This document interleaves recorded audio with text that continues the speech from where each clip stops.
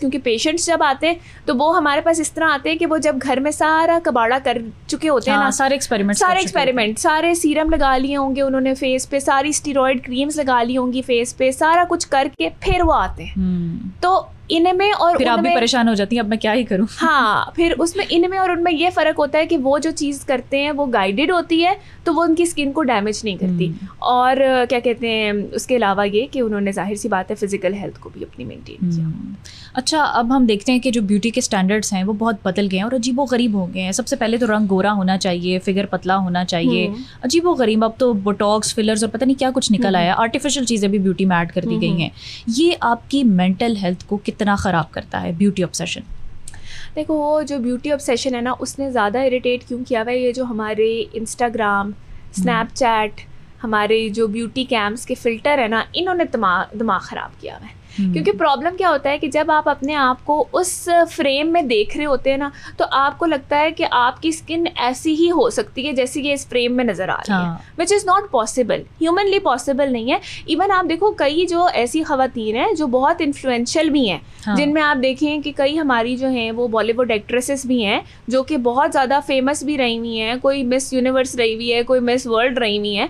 लेकिन with as हमें इस चीज़ को एक्सेप्ट करना चाहिए कि everything has a process of ageing and everything has a declining age. ठीक है, तो हम अगर इस चीज़ को अंडरस्टैंड नहीं करेंगे तो हम अपने अंदर एक कॉम्प्लेक्स जो है वो बना लेंगे, तो वो जो चीज़ है वो आपको ज़्यादा इरिटेट भी करती है और आपको रियलिटी में नहीं आने देती। तो सबसे पहले तो ये जो फ़िल्टर वाली चीज़ें हैं ना, इन्होंने सबसे ज़्यादा। मैं डॉक्टर साहिबा वैसे अपना एक आम ख्याल आपसे शेयर करूं कि हम लोगों के दरमियान में फिर ब्यूटी ऑब्सेशन क्यों ना आए, जब इतनी बड़ी बड़ी एक्ट्रेसेस का आपने जिक्र किया, ऐश्वर्या राय हैं, सुष्मिता सेन है, मिस यूनिवर्स रही हैं ये दोनों, तो फिर लोग क्यों ना जो है वो इस तरफ जाएं?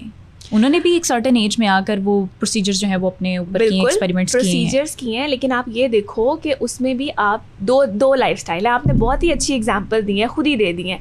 एक सुष्मिता सेन है और एक ऐश्वर्या राय है। सुष्मिता सेन का अगर आप देखो तो वो अभी भी पहले से ज़्यादा यंग और पहले से ज़्यादा जो है उसकी स्किन जो है ना वो फ्रेश लगती है, फ्लॉलेस लगती है।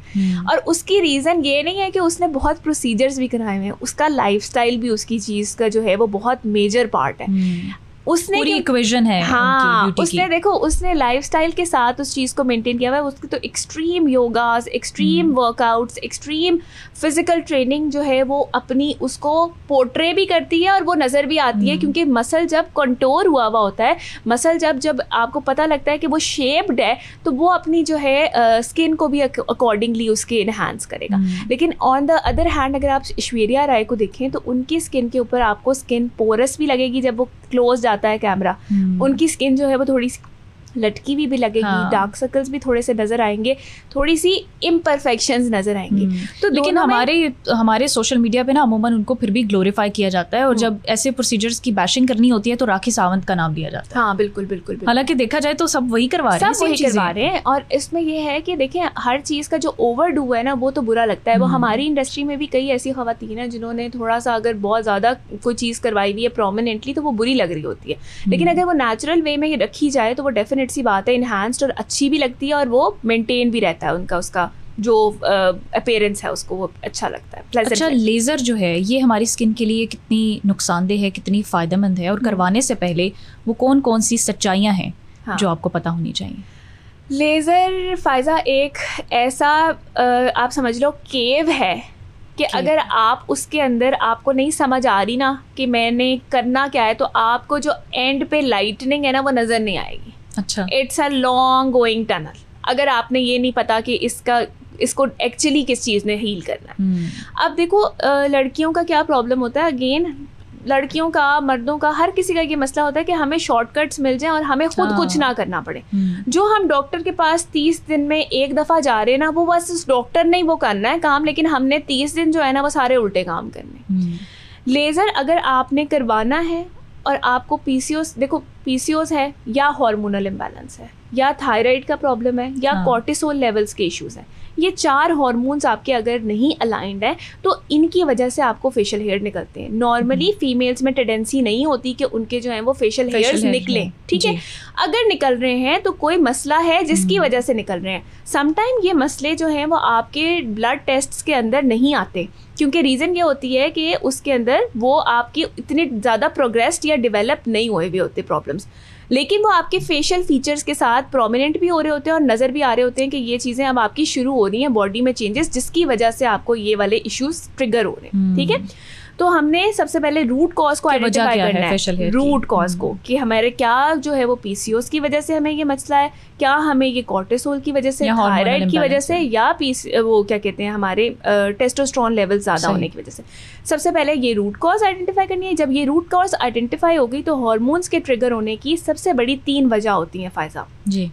एक ओबेसिटी, अगर आपको वेट गेन हो रहा है। अच्छा, वेट गेन में ये नहीं है, अब देखो समटाइम ऐसा होता है कि एक बच्ची है जिसका काफ़ी अरसे से 45 वेट है, ठीक है। अब आइडियली देखा जाए तो वो अंडर वेट है, सबकी नज़रों में देखें तो वो अंडर वेट है, हाँ। ठीक है। लेकिन जिस तरह फॉर एग्जांपल वो 20 से 22 के बीच में आ रही है तो उसका एकदम से जो वो वेट है 45 वो 55 हो गया। अब वो 55 नॉर्मल लोगों के लिए तो 55 वेट उन्हें लग रहा है कि नॉर्मल, ठीक है, अच्छा है, बल्कि सेहतमंद हो गया। लेकिन क्योंकि उसकी बॉडी का मेटाबॉलिज्म जो है वो सेट है according to her previous weight, तो ये वेट उसके लिए गेन है, ठीक है। तो इसके अंदर भी उसके अंदर फ्लक्चुएशंस आएंगे। तो हमने इस चीज़ को देखना है कि जो लॉन्ग परसिस्टेंट वेट है उसके अकॉर्डिंगली आपका वेट मेंटेन रहे, ठीक है। दूसरा, इसमें स्ट्रेस, एंजाइटी और डिप्रेशन जो है वो सेकंड मेजर कॉज है आपके जो है वो हार्मोन्स के इम्बैलेंस को कॉज करने की। और उसमें एक बहुत बड़ी रीज़न ये है कि हमारा स्क्रीन टाइम बहुत ज़्यादा है और स्लीप साइकिल हमारा डिस्टर्ब है। ये दोनों चीज़ें अगर हम करेक्ट कर लें तो हमारा मूड स्विंग्स और आपका जो एंजाइटी, स्ट्रेस, ये चीज़ें मैनेज हो सकती हैं, ठीक है। और तीसरा, फिजिकल एक्टिविटी। फिजिकल एक्टिविटी जो आजकल के लोगों में तो बिल्कुल नहीं है। तो इस चीज़ को देखो, जब हमारे पास सारा कुछ हमारे पास अवेलेबल होता है तो आप देखो जितने लोग प्रिविलेज्ड होते हैं वो जिम्स भी जा रहे हैं, हाँ। वो मेंटेनेंस पे इतनी कॉस्ट लगा रहे हैं कि वो बस उस चीज़ को उन्होंने, हालांकि सिंपल लाइफस्टाइल से इंसान हेल्दी रह सकता है। जबकि यही चीज़ें अगर आप नॉर्मल रूटीन में भी थोड़ा सा कर लेना, अगर किसी के घर में स्टेयर्स हैं, वो अगर 15 मिनट जो है ऊपर नीचे स्टेयर्स चढ़ लेता है, उसका एस्ट्रोजन बन सकता है। अगर 45 मिनट अपने घर के टेरेस में वॉक कर लेता है तो उसका एस्ट्रोजन बन सकता है। लेकिन वो क्या, किस चीज़ को ब्लेम करेगा कि मैं चीज़ें होनी चाहिए डॉक्टर साहिबा कि फिर हम लेज़र की तरफ आएँ। अब ये सारे मसाइल तो हमें पता लग गए, हमें इनको ठीक करना चाहिए, कोशिश करनी चाहिए। अब हमें ये क्या वो नौबत है जो हमें लेज़र तक लेकर आती है? यही तो नौबत है कि हमें ये चीज़ें ठीक करनी है और फिर हमने डॉक्टर के पास लेज़र के लिए विजिट करना है, ठीक है। अगर हम वैसे विजिट करते हैं तो देखो इन फैक्टर्स के साथ डॉक्टर को फ़ायदा है, आपको फ़ायदा नहीं है, क्योंकि आपके सेशंस जो है वो ज़्यादा होते जाएंगे और डॉक्टर को तो इस चीज़ से मसला नहीं है, और हो सकता है वो मोस्ट ऑफ द केसेस बताए भी ना, हो सकता है मोस्ट ऑफ द केसेस बताए भी ना, क्योंकि देखो एक परमानेंट क्लाइंट है, उसे क्या जरूरत है बताने की, उनको क्या पता बताने। तो अगर ये चीज़ अगर हम आपको गाइड करते हैं तो हमारा नुकसान है, लेकिन ये कि मुझे इस चीज़ का होता है कि देखो अगर आपको रिजल्ट नहीं मिल रहा ना तो आप हर चीज़ से बदजन हो जाते हो, तो बेहतर ये है कि हमें उस चीज़ को ट्रीट करें। मैं साथ में हमेशा गाइड करती हूँ पेशेंट्स को कि अपनी रूट कॉज ट्रीट करें, फिजिकल हेल्थ को अपनी इंप्रूव करें कि वेट लॉस हो, और स्ट्रेस मैनेजमेंट करें। ये 3 चीज़ें अगर आप कर लेते हो तो आपका, पहले स्किन स्पेशलिस्ट होते थे, डर्मेटोलॉजिस्ट होते थे, अब एस्थेटिक फिजिशियन है। अब अगर लोगों को इस सब पे बताना हम शुरू कर दें तो फिर हम वापस अपनी जो असल डॉक्टरी है ना उस पर आ जाएंगे। अच्छा, ग्लोइंग स्किन और गोरा रंग, लोगों को इसके दरमियान का फ़र्क पता भी है कि नहीं? नहीं पता बिल्कुल भी, क्योंकि हर बंदे को जो है ना वो, अब कई लोग ऐसे हैं आपको मैं बताऊं कि जिनका कलर ऑलरेडी कम्प्लेक्शन फेयर होता है, बट वो फिर भी फेयरनेस और वाइटनिंग क्रीम्स का इस्तेमाल कर रहे होते हैं जस्ट टू गेट द, कि उन्हें लग रहा होता है कि ग्लो और ज़्यादा गोरी हो जाए, और ज़्यादा ग्लोइंग हो जाए। मेरे पास इस तरह की भी पेशेंट्स आती हैं। अच्छा, कि वो कहती हैं ड्रिप्स लगा दें, अच्छा आप उनको 2 थप्पड़ लगा के लाल कर दिया गया। फिर मैं उनको ये बताती हूँ कि देखो जो ग्लो नहीं ना आ रहा वो उसका फेयरनेस से कोई ताल्लुक नहीं है। आजकल फ़ायज़ा 80% जो औरतें हैं ना उनमें आयरन की डेफिशिएंसी है। सही, मतलब you can get all the womens around you tested and I can bet you कि उनमें से जो है ना 10 में से 7 औरतों का आयरन कम आएगा। ये बहुत बड़ा आलमी है, बहुत बड़ा आलमी है।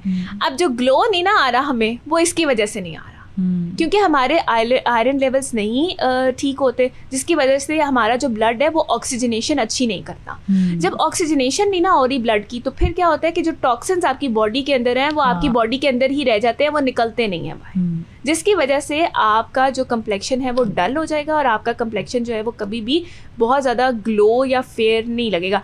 It's not about white, it's about कि आपकी स्किन जो है वो फ्रेश लगे, आपको कोई देखे तो आप उसको प्लेजेंट फीलिंग आए, ये आपकी स्किन का अच्छा होना होता है। तो उसमें ये है कि एक तो आयरन लेवल्स जो है उसकी वजह से पिगमेंटेशन, कैसे हम अपना आयरन लेवल जो है वो बैलेंस रख सकते हैं? सबसे पहले तो हमने टेस्ट करवाने हैं अपने आयरन के, कि सीरम आयरन मेरा ख्याल है 400 से 600 रुपए का एक टेस्ट है सीरम आयरन का। अगर आप ये टेस्ट करवा लेते हैं, आपके अंदर ये अलामात हैं कि आपके सर के बाल गिर रहे हैं, ठीक, आपकी आईज पेल हो रही हैं, आपका कम्प्लेक्शन डल हो रहा है, आपको जिस्म में थकावट फील हो रही है, आपको लग रहा है कि मुझे जो है ना, मैं सुबह उठती हूँ तो ऐसे मेरे से बेड से उठा नहीं जाता और जिस्म दर्द करता है, आपको लग रहा है कि जो मैं कोई अगर हल्की सी मुझे निशान भी लगती है ना, अब तो मुझे लगता है जो हमारी जनरेशन Z की बच्चियां हैं वो तो ये सारे सिम्टम्स है ना, मैं इसलिए तो बता रही हूँ कि 80% लोगों में ये प्रॉब्लम है। अगर आपको लग रहा है कि कोई निशान लग रहा है और उसका निशान रह रहा है, मतलब हल्की सी कोई चोट लगी है उसका निशान नहीं जा रहा, आपको पेलनेस फील हो रही है, तो ये सारे सिम्टम आपके अंदर ऑलरेडी मौजूद हैं, तो प्लीज़ अपना जो है वो सीरम आयरन का टेस्ट करवाएं, ठीक है। उसके करवाने से आपको ये पता लग जाएगा कि रूट कॉज क्या है, आपकी डलनेस, आपकी थकावट, आपके इसमें सिर्फ ये फेस का नहीं है, बाल भी गिरना शुरू हो जाते हैं, आपके जिस्म में भी जो है वो बिल्कुल। तो उसमें ये है कि आपके एक नहीं मसला हल हो रहा, अगेन बहुत सारे मसले हल हो रहे हैं। तो ये टेस्ट करवा के आप अपने जो फिजिशियन हैं या अपने आपके एस्थेटिक फिजिशियन है उनको आप विजिट करें और उनसे गाइडलाइन लें कि वो आपको इस चीज़ पे गाइड करें कि आपको ड्रिप्स की ज़रूरत है या सप्लीमेंट्स की ज़रूरत है। इसमें भी फ़ायदा दो चीज़ें हैं, देखो जो ड्रिप्स हैं और सप्लीमेंट्स में दोनों में फ़र्क है। जो आईवी पास होता है वो हमेशा जो है वो ज़्यादा आपको जो है अब्जॉर्प्शन देता है आपकी बॉडी के अंदर, ठीक है। और जो आपकी मेडिसिन होती है वो काफ़ी हद तक आपके, क्योंकि डाइजेस्टिव सिस्टम से गुजर रही है आपके सारे उसमें, तो वो न्यूट्रिएंट्स आपके, ये आयरन डेफिशिएंसी लेवल पे डिपेंड करेगा कि आपको किस वक्त में क्या ज़रूरत है। अच्छा,